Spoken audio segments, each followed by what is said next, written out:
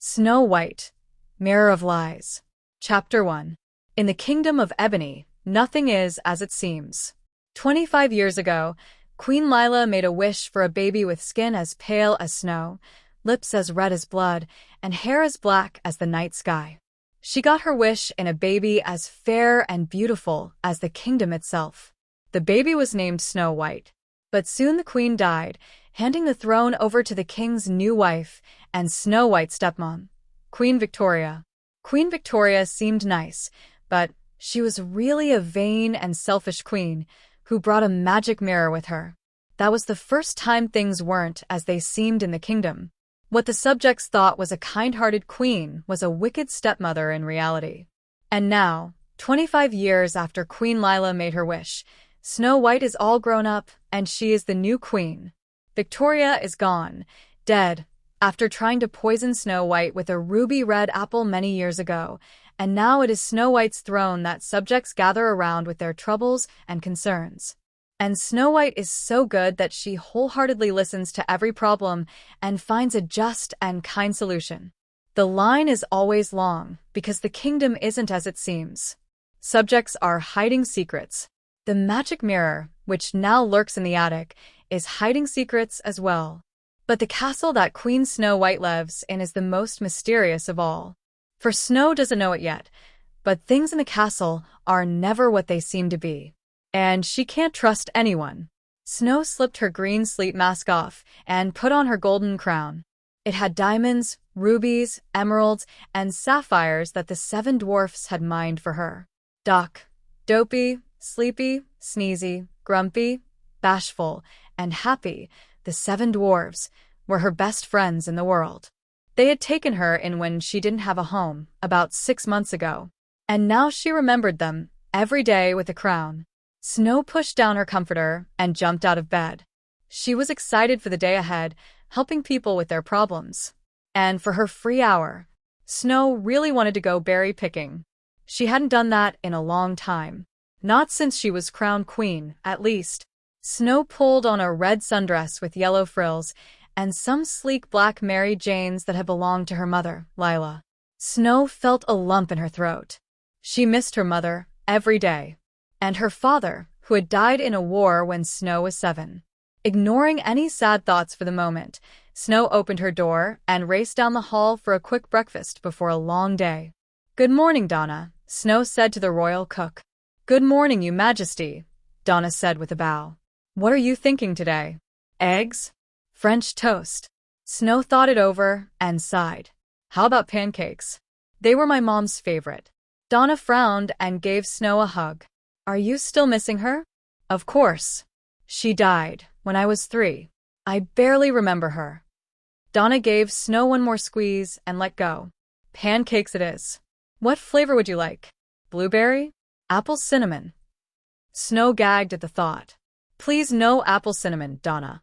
I hate apples." Donna frowned. "You loved them when you were younger." "Oh, I guess I just outgrew them. You know, things like that happen sometimes. See you later." Snow rushed out of the kitchen. She wasn't the great liar, and no one in the palace knew that Queen Victoria had tried to poison her with an apple. Snow tried to block out the memory herself. Who could do something so horrible? As Snow waited for her blueberry pancakes, she peered out the window at the long line of subjects waiting to consult her about their problems. Snow sighed. Why couldn't the kingdom just be happy? You're not good enough to be the queen. Look at all these miserable people under your ruling. Look at what you've done to them. Snow tried to shake the negative thoughts inside of her, but she knew the truth. When Victoria was the queen, no one came to her with problems. But that might have been because they were scared of her, not happy. It made Snow happy that her subjects felt comfortable around her, but sad that they were so miserable. The Kingdom of Ebony was a damp, dark place. In the winter, they only had 6 hours of sunlight each day.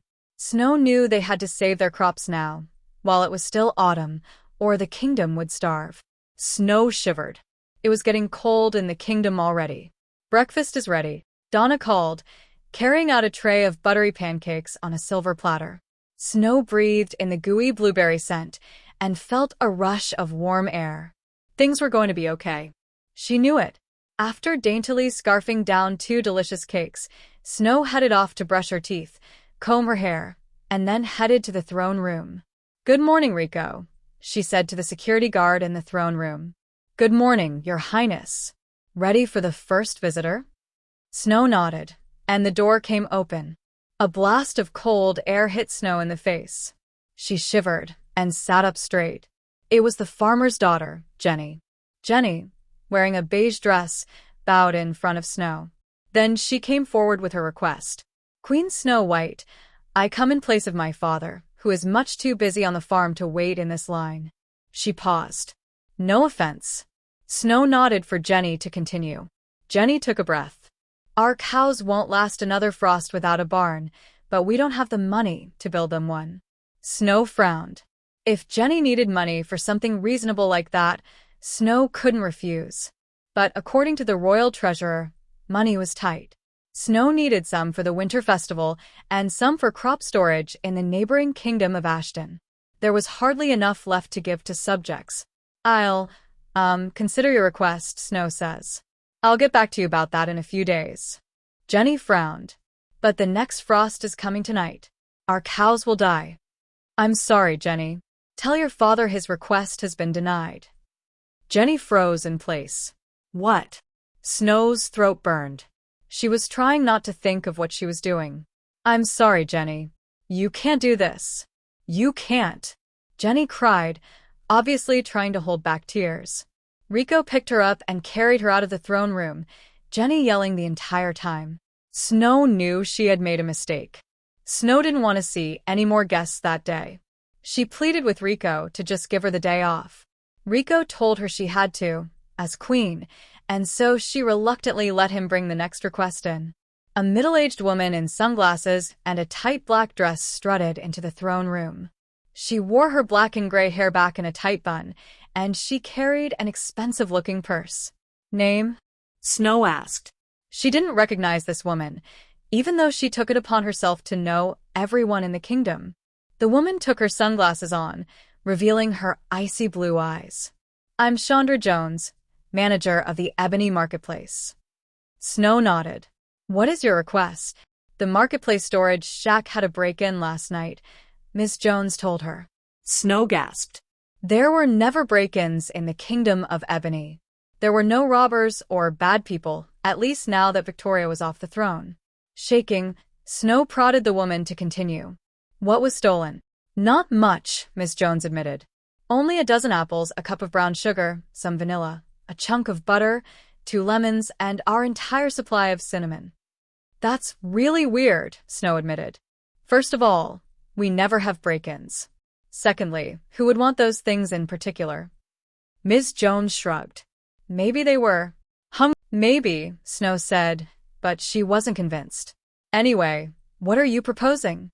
"I need replacements," Ms. Jones barked. "That's a week's worth of sales down the drain. We don't even have any more cinnamon for the market shelves." Snow sighed. "Well, where am I supposed to get the materials?" "My cook, Donna, gets her ingredients from your marketplace." "I don't know, but you need to figure it out." Ms. Jones screeched. She spun on her heel and exited, rather dramatically, Snow noted.